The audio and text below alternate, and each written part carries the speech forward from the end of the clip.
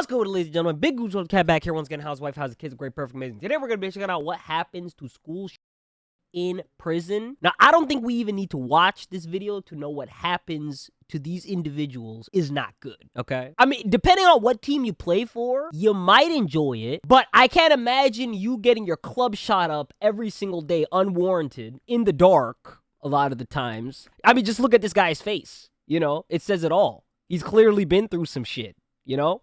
Not that he doesn't deserve it, but, you know. I'm sorry I gotta use all these code pseudo words when describing this situation, because I don't want to get banned from YouTube again. You guys understand. Anyways, let's get into this. Scott Pennington. Scott Pennington, a 17-year-old senior at East Central High School in Hurley, Mississippi, carried out a devastating shooting on January 11th, 1995. Listen, I don't mean to pause it. You guys know I hate pausing the video, but I just have to. You're telling me this motherfucker is 17 years old? This guy looks 40.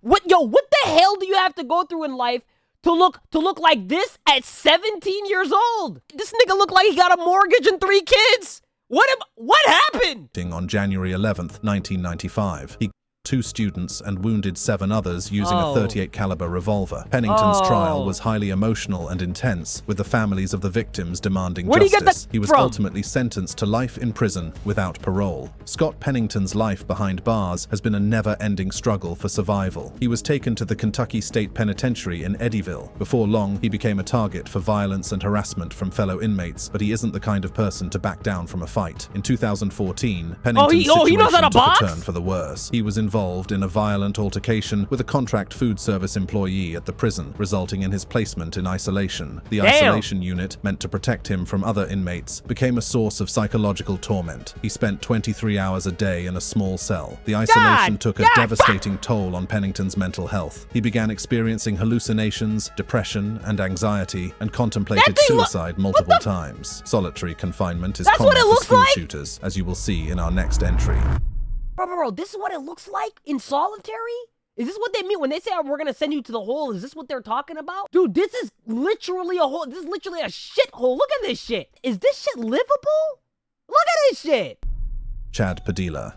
Chad Padila, a 16-year-old student at Italy High School in Italy, Texas, carried out a shocking shooting on January 22nd, 2018. He opened fire in the school cafeteria, shooting 1 student 6 times. The injured student survived, but the emotional scars left by the incident would take much longer to heal. Padila was sentenced to prison, where he faced the consequences of his actions. Nigga, how you bring Padila's life in prison was marked by violence, uncertainty, and tragedy. As a school shooter, he was a target for aggression and hostility from fellow inmates. He faced numerous threats and attacks, making his existence behind bars a daily struggle for survival. Despite the measures put in place to keep him safe, Padila continued to face harassment and intimidation from other inmates. He was subjected to verbal abuse, physical threats, and even assaults. The constant stress and fear took a toll on his mental health, and he struggled with anxiety, depression, and PTSD. One day, he was found in his prison cell under circumstances that remain mysterious and controversial. The exact cause of death remains unknown, sparking ongoing speculation and investigation. Our next entry did not show remorse and would continue to act violent in prison.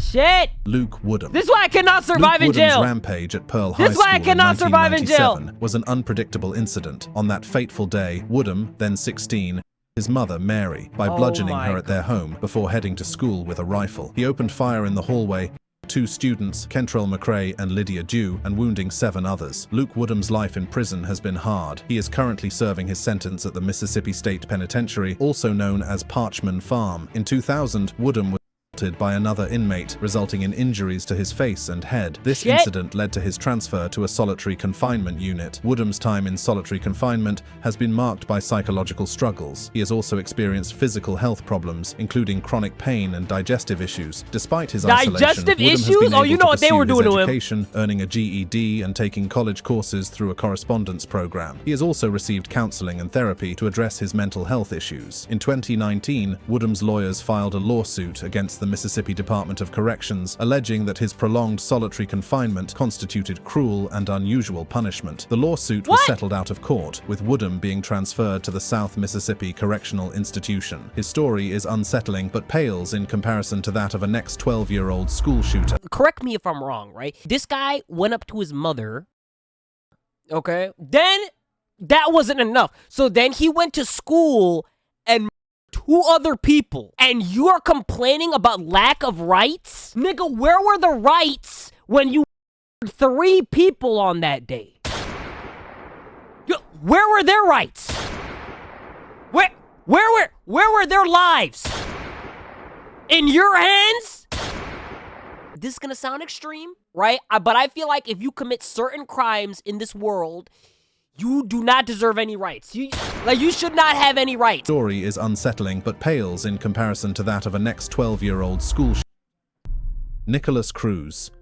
Nikolas Cruz, born on September 24th, 1998, is one of the most notorious school in recent history. On February 14th, 2018, he perpetrated the devastating massacre at Marjory Stoneman Douglas High School in Parkland, Florida, 17 people and injuring 17 others. In 2022, Cruz was sentenced to life imprisonment without the possibility of parole. Bro, he lucky journey didn't through the put him criminal in the justice chair. system has been a tumultuous one. Since his transfer to Jeffrey a maximum Dahmer security facility, Cruz's life has become even more isolated. He spends most of his time in solitary confinement, with only 1 hour daily for exercise and limited interaction with other prisoners. Prior to the shooting, Cruz had behavioral issues and was a member of the Junior Reserve Officers Training Corps and the school's varsity air rifle team. He was a student at Marjory Stoneman Douglas High School, the very place where he would eventually carry out the tragic attack. Cruz's mental health has been a significant concern throughout his incarceration. He struggled with depression, anxiety, and attention deficit hyperactivity disorder, which have been exacerbated by his isolation and the constant threat of violence. He's been placed on watch multiple times, and his struggles continue to this day. When I look at this fucking picture, bro, it looks like the devil is literally looking at me right in the eye. Like, bro, this nigga looks evil. Like, you could just tell he looks fucking evil. How did nobody know that there was an issue with this kid? Like, how did nobody look at this kid and say, yeah, you look like you can be an issue, man. Let's take you off the streets and put you somewhere in a little box where you can't harm nobody. Like, nobody decided to do that shit.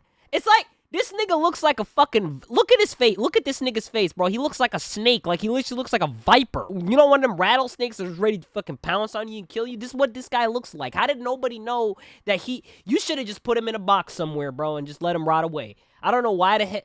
God, I don't even want to look at his face. This shit's scaring me now. Okay. Charles Andy Williams.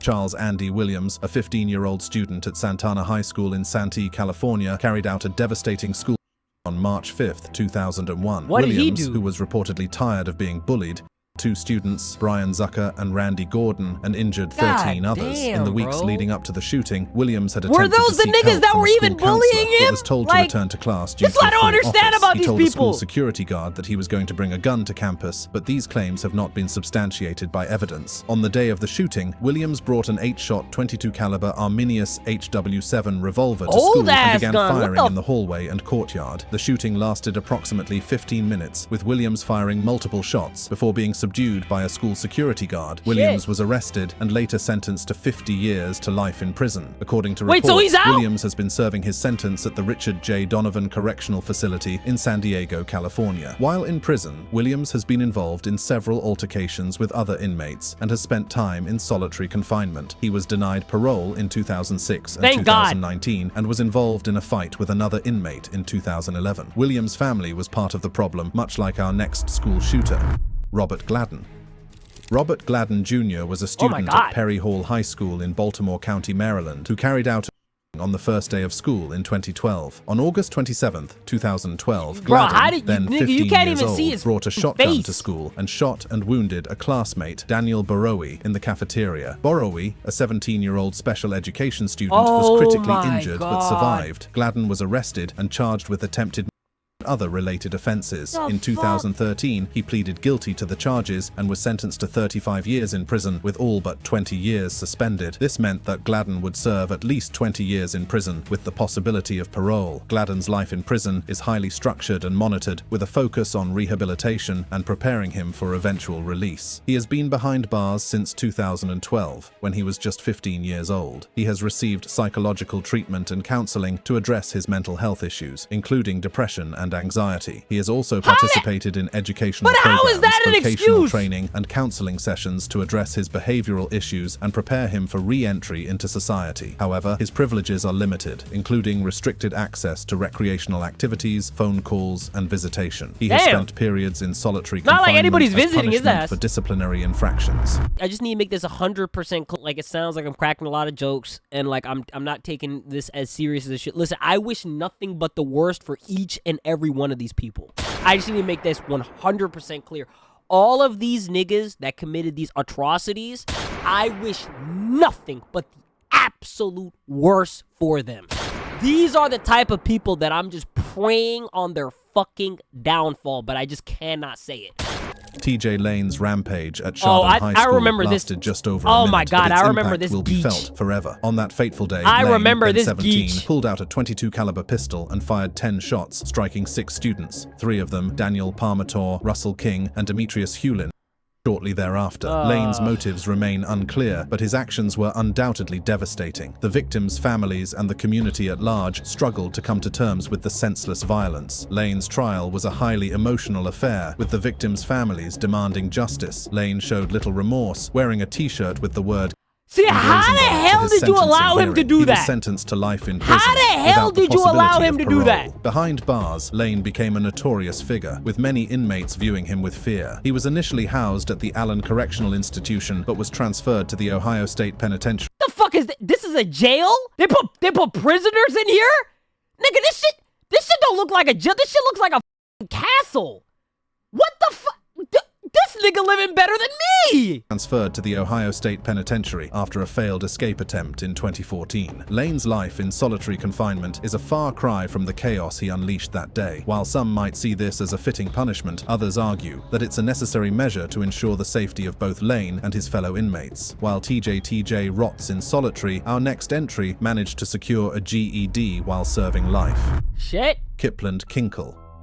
On May 20th, 1998, a tragedy shook the small town of Springfield, Oregon. Kip Philip Always Kinkel, gotta a be 15-year-old Springfield, freshman bro. at Thurston High School, carried out a devastating massacre that would leave a lasting impact on the community. The events leading up to the massacre began when Kinkel was suspended from school after being found with a stolen in his locker. His parents, William and Faith Kinkel, were notified, and his father took him home, warning him that he would be sent to military school if his behavior didn't improve. Later that day, Kinkel killed his parents at their home. The next day, Kinkel arrived at school armed with a semi-automatic rifle and 2 handguns. In the cafeteria, he opened fire on his classmates, 2 students, Ben Walker and Michael Nicolasen, and injuring 25 others. He was eventually subdued by fellow students and arrested. Kinkel was sentenced to 111 years in prison without parole. Kip Kinkel, now 39, has spent the last 22 years trapped behind the cold walls of the Oregon State Correctional Institution in Salem. His life has been a never-ending cycle of solitude, confined to a tiny cell for 23 out of 24 hours a day. Shit. If you think this story is heartbreaking, wait till you see all the other names on our list. Michael Carneal. On December 1st, 1997, yo, these niggas all got the same player build. On a group of students at Heath High School like, in West they all Paducah, look Kentucky, the killing exact 3 same. and injuring 5. Carneal was arrested and brought to trial, where he was sentenced to life in prison This without shit is parole. crazy. Michael Carneal's life in prison has been a never-ending struggle for survival. As a school shooter, he's been a target for violence and abuse from fellow inmates. He's faced relentless physical assaults. Like, I'm just beatings, seeing and threats. patterns. The psychological torment has been equally unending, with constant harassment and intimidation. The prison environment is harsh, and word gets around quickly. He has spent years in solitary confinement, isolated from the general population for his own safety. Yeah, But bro, even that nigga would hasn't not been a survive. refuge. He's faced constant noise, darkness, and claustrophobia, with limited That nigga would not access to survive basic in general amenities. population. The isolation That's has taken good. a toll on his mental health, with reports of depression, anxiety, and suicidal thoughts. After serving 25 years, Carneal requested parole, citing the violence and abuse he suffered in prison. The parole board denied his request, and Carneal was returned to prison to continue serving his life sentence. The only thing he has going for him is the fact that he is still alive. Most shooters themselves. Isn't that crazy? It's like, yo, what do you have going for yourself in life, dude? Yeah, man, like, I'm still alive. I mean, yeah, that's a good thing, but when you're in jail, it's like, you saying that shit is like, you know, somebody might just hear that shit and go like, oh, not anymore, and then, you know what I'm saying? Next thing you know, you just like fucking, Or, oh, hold on. Wrong sound effect. Next thing you know, you're just like, it's over. Everything just starts shutting down, and it's done. Alex Fryberg. Alex Fryberg was a 16-year-old student at Franklin Regional High School in Murraysville, Pennsylvania. This guy looks like a Disney carried out child a mass actor. stabbing attack on April 9th, 2014. Shit. Armed with a pair of 8-inch kitchen knives, The fuck is he Rivals wearing? stabbed and slashed 20 students What and a the security f is that guard, on? leaving What 4 kind of drip students is with that shit? life-threatening injuries. Fortunately, all the victims survived. Fryberg was arrested and charged with attempted homicide, aggravated and other related offenses. In 2017, he pleaded guilty to the charges and was sentenced to 23.5 to 60 years in prison. Yeah, His this is the life type of kid you far just cry shove in a from the freedom locker, and dude. possibilities he once knew. Behind bars, Fryberg's days are filled with the reality of his actions. He is surrounded by the cold walls of his cell, a constant reminder of the harm he inflicted on his classmates. Despite the gravity of his crime, Fryberg is receiving the help he needs to address the underlying issues that led him down this path. He is Damn. engaged in regular counseling sessions and therapy groups, working to confront his depression, anxiety, and personality disorders. But rehabilitation comes with a price. Fryberg's privileges are limited, and his every move is closely supervised by corrections officers. As the years pass, Fryberg will have ample time to reflect on his actions and the lives he forever changed. Shit. Dylan Roof.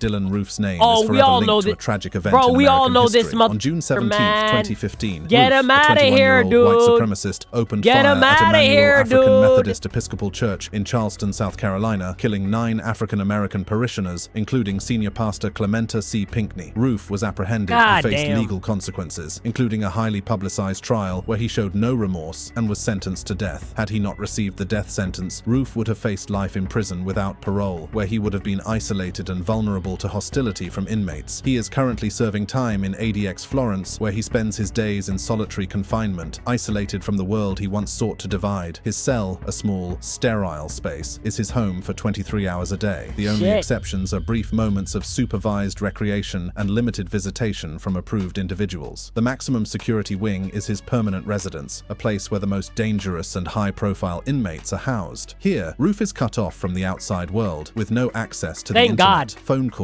or even books. Thank Regular God. psychological evaluations are a constant reminder that his actions have consequences, that his ideology of hate will not be tolerated. Even his limited recreational time is supervised, a precaution against any potential violence or radicalization. Like, bro, can you just imagine just sitting there waking up one day and saying to yourself, yeah, dude, like, I feel like starting a race war today. Like, dude, you gotta really have some screws loose. It's like, that shit is wild, man. It's like, what the did you do? Read the Crusades and say, yup, I need to do that. That's, I gotta make a sequel. It's like, dude, what is wrong with you? You know, like, I don't understand, bro. Mitchell Johnson and Andrew Golden.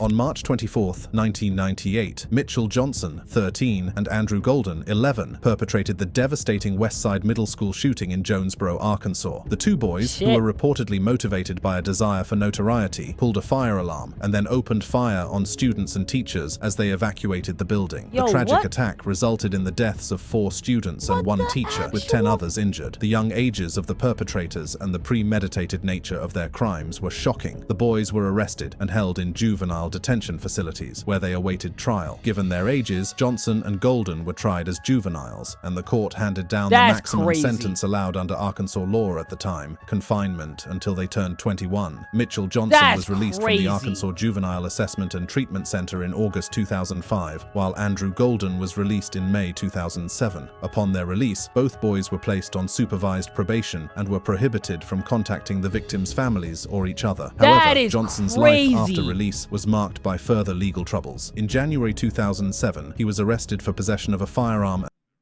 leading to a 4-year sentence in federal prison. Additional charges for theft and possession of a controlled substance in 2008 resulted in further incarceration. So how you Jaylen get out and still Fryberg. fuck it up? On October 24, What? 2014, Jaylen Fryberg, a 15-year-old freshman at Marysville Pilchuck High School in Washington, carried out a devastating shooting in the school cafeteria. Jaylen had planned the attack in advance, inviting his friends to lunch before pulling out a Beretta handgun and opening fire. He shot 7 students, killing 4: Zoe Galasso, Gia Soriano, Shaylee, Chuckle Naskett, and Andrew Fryberg, his cousin. 3 others were wounded. Karen Parks, his cousin, Nate Hatch, and Carmen Reyes. As police responded to the scene, Jaylen took his own life with a self-inflicted gunshot wound. The victims included 2 of his cousins, Andrew Fryberg and Karen Parks, who were among those killed. Karen had tried to intervene, attempting to calm Jaylen down before he began shooting. In the aftermath of the tragedy, authorities investigated how Jaylen Fryberg had obtained the weapon used in the shooting. The investigation led to the arrest and conviction of Jaylen's father, Raymond Fryberg. What do you think? Of course it's his dad. Raymond was found guilty of illegally purchasing and possessing the gun used in the shooting, all these as well niggas got as the guns additional from? firearm-related offenses. He learned a hard lesson, unlike our next shooter, who continued his violence even in prison. Jose Reyes.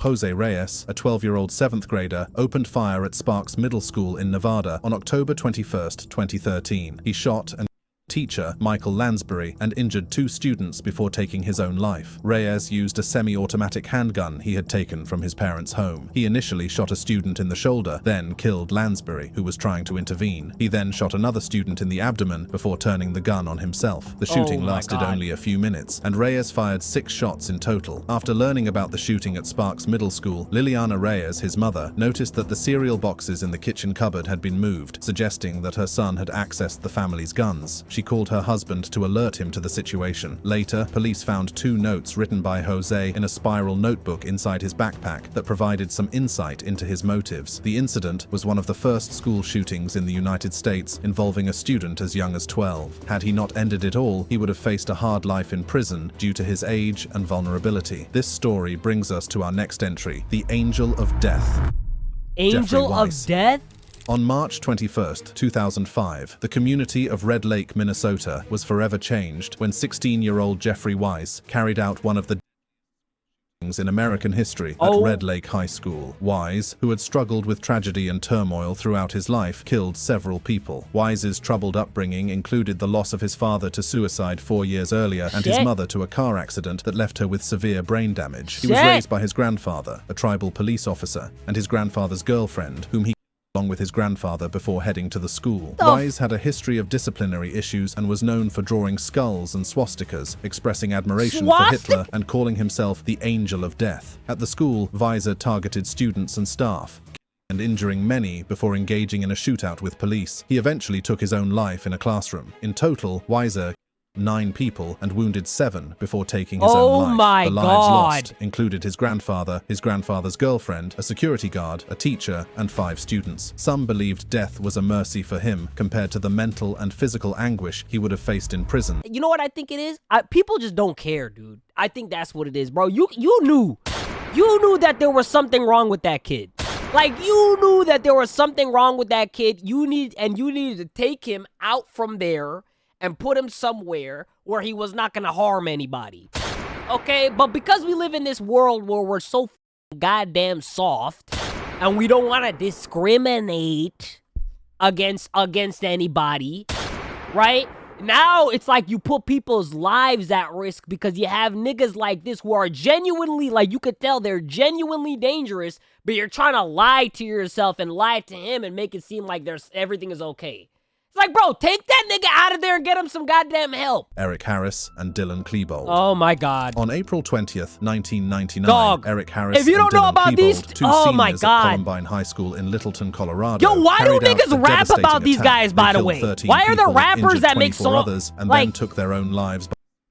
Harris, 18, and Klebold, 17, had planned the attack for over a year using firearms, explosives, and incendiary devices. They targeted their peers and teachers, causing widespread destruction and chaos. The attack lasted approximately 49 minutes, ending with the pair's suicides in the library. For the families of the 13 who lost their lives, the pain and grief were unbearable. They struggled to come to terms with the senseless loss of their loved ones, and many turned to the legal system in search of justice. Mark Maines, the individual who sold a gun to Eric Harris and purchased ammunition for him, was sentenced to 6 years in prison for his role in enabling the tragedy. Philip Duran, who introduced Harris and Klebold to Manes, also faced prison time where they probably suffered unimaginable horrors. Eric Harris and Dylan Klebold will forever be remembered as, just like our next entry, who 32 people. Chat, you have no idea the amount of documentaries they made us watch in class on these 2 Like, bro, these two niggas, like a Columbine, when I was growing up, I don't know about you guys, when I was growing up, dude, like, you have no idea the amount of documentaries they made us watch on Columbine, bro. Like, it was crazy. I think what my school was trying to do was they were trying to be like, hey, you see what happened to these guys? Don't become like them. Don't do this shit. It's not gonna end up well for you. It was like a scare tactic. You know what I mean? And thankfully, nothing ended up happening, and everybody listened. Seung Hui Cho. Seung Hui Cho, a 23-year-old senior at Virginia Tech, carried out one of the most devastating mass shootings in modern American history on April 16, 2007. In a span of just a few hours, Cho took the lives of 32 people, injured 17 others, and forever scarred the community of Blacksburg, Virginia. The attack was meticulously planned and executed, with Cho targeting 2 specific locations on campus. He first 2 students in a dorm room, then moved on to a nearby classroom building where he took the lives of 30 more people. The police were able to identify Cho through fingerprints left on the weapons used in the attack. In the aftermath of the tragedy, a manifesto and videos sent by Cho to NBC News revealed the depth of his anger and resentment. His writings spoke of a desire for revenge against a world he felt had wronged him, and a need for infamy and notoriety. If Cho had survived the attack, he would have faced life in prison without parole. Instead, Cho took his own life as the police closed in, leaving behind a trail of devastation and heartbreak that would be felt for years to come. Adam Lanza. Adam Lanza, 20, carried out the tragic Sandy Hook Elementary School shooting on December 14, 2012 in Newtown, Connecticut. He fatally shot 20 children and 6 adult staff members before taking his own life. Prior to the school shooting, Lanza his mother, Nancy Lanza, at their home. He then took her legally purchased firearms, including a Bushmaster XM15 E2S rifle, and went to the school where he carried out the devastating attack. Lanza's actions that day were the culmination of a complex and troubled history. He had struggled with mental health issues, including anxiety, depression, and obsessive-compulsive disorder, and had become increasingly withdrawn and isolated in the years leading up to the shooting. Lanza's motives for the shooting remain unclear, but it is evident that his struggles with mental health and his obsession with violence ultimately led to the tragic events at Sandy Hook Elementary School. The act was especially gruesome because 20 of his victims were below 7 years. If he hadn't taken his life, other inmates would probably have been in prison seeking justice for those he murdered in cold blood. Oh, definitely, bro. Christopher Harper Mercer. Christopher Harper Mercer was responsible for the tragic shooting at Umpqua Community College in Roseburg, Oregon on October 1, 2015. 9 people and injured 8 others before taking his own life as police arrived. The incident was one of the deadliest mass shootings in modern American history. Harper Mercer, 26, was a student at the college and had a history of mental health issues and a fascination with mass shootings. He was armed with multiple firearms, which he had legally purchased, and wore a flak jacket. During the attack, he targeted a classroom in the Snyder Hall building, where he shot several students and the teacher. The shooting started at 10:38 a.m. PDT, and the first police response was at 10:44 a.m., 6 minutes after the first 911 call was received. This is why I got trust issues, The incident lasted for a few minutes, ending with Harper Mercer taking his own life as police arrived. The victims were shot in a classroom in Snyder Hall. Investigations revealed that Harper Mercer had a troubled history, with a fascination with violence and mass shootings. He had studied mass and had viewed videos of online. He had also been hospitalized for psychiatric issues and had been prescribed medication. These made his preferred weapon for violence a gun, just like on May 24, 2022, a devastating mass shooting occurred at Robb Elementary School in Uvalde, Texas. Salvador Ramos, an 18-year-old former student, carried out the attack, resulting in the tragic loss of 21 lives. Ramos, who had a history of being bullied and struggled with a speech impediment, had become increasingly fascinated with school shootings and sought notoriety on social media. His online behavior had raised concerns among his peers, with some even nicknaming him School Shooter. On the day of the shooting, Ramos arrived at the school around 11:30 a.m., armed with a semi-automatic rifle and wearing body armor. He entered the school through an unlocked door and made his way to a classroom where he began shooting. The victims included 19 students, aged 9, 11, and 2 teachers, Eva Mireles and Irma Garcia. The shooting lasted for approximately 45 minutes before Ramos was fatally shot by a Border Patrol agent. The agent, who was off-duty and in the area, responded to the scene and engaged Ramos, ending the attack. Perhaps Ramos was saved from unimaginable prison horror when he was shot. Like, dude, I don't like doing this. I really don't like doing this shit, okay? Moral of the story is just be a productive, active, good member of society. okay? Please, just for the love of God, it's not that hard, okay? If you see anybody with any kind of signs of just being a crazy bitch, please, for the love of God, tell somebody, let somebody know, and take that person away. Because, like, dude, why do we have to deal with this, right?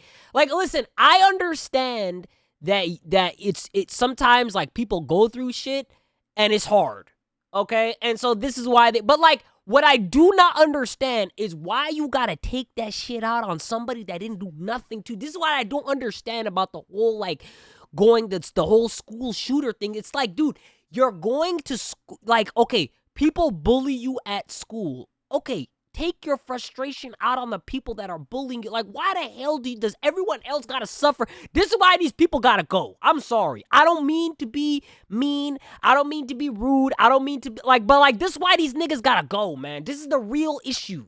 This is the underlying issue. This is the underlying problem. So you guys let me know your thoughts. Let's have a meaningful discussion in the comments. Also, like the video, man. Some of you guys are not liking the video, and I see that.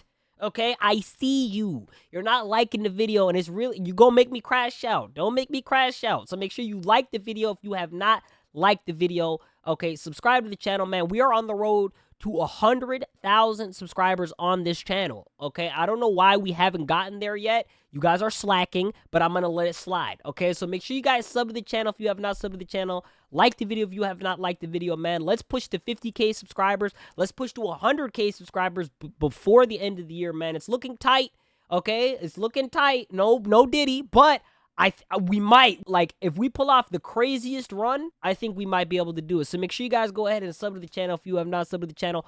Like the videos if you have not liked the videos yet, man. Let me know some other videos you'd like me to react to in the future. Give me some suggestions. Let me know your thoughts. And with all that being said, I'm going to see y'all in the next video.